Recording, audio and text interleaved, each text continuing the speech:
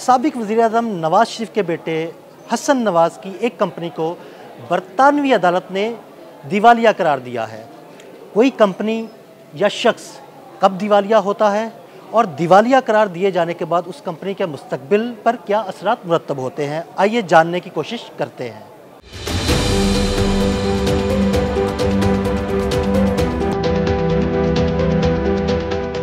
दिवालियापन को अक्सर बुरी चीज समझा जाता है, लेकिन ये एक बहुत ही आसान तस्वुर है। ये उस वक्त होता है जब आपका तकरीबन तमाम कर्ज माफ कर दिया जाता है, क्योंकि आप अब इस कर्ज को अदा करने के मुतहम्मिल नहीं हो सकते।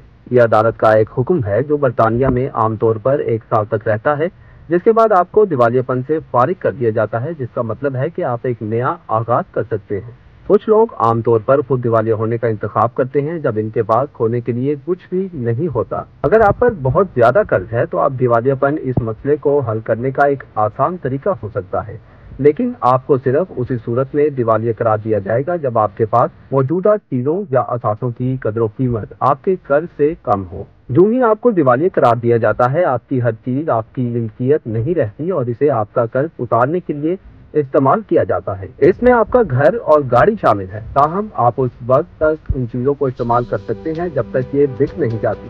ताहम घर में मौजूद सामान पर इस्तिस्ना मिल सकता है, जिनमें रोजमर्रा की घरेलू अशिया, टीवी और कंप्यूटर जैसी चीजें शामिल हैं। इसके साथ साथ वो चीजें भी हो सकती हैं जो आपको अपना काम करने या काम पर जाने के लिए दरकार हैं, जैसे कि आपकी गाड़ी। इसके लिए तकरीबन 680 पाउंड खर्च आता है। दिवालियापन एक बहुत ही संजीदा कदम है, क्योंकि आपके पास मौजूद तकरीबन हर चीज आपसे छीन ली जाएगी। लेकिन कुछ लोगों के लिए दिवालियापन एक लिहाज से सुख का सांस भी है, क्योंकि फिर आपके कर्जख्वाह आपसे राबता करना छोड़ देते हैं। दिवालियापन को 1980 की दहाई में कानून साजी के तौर पर मुतारिफ करवाया गया था, जिसका एक बड़ा हिस्सा उन लोगों से दबाव और तनाव को दूर करना था जिन पर बहुत ज्यादा पैसा वाजिबुल अदा है।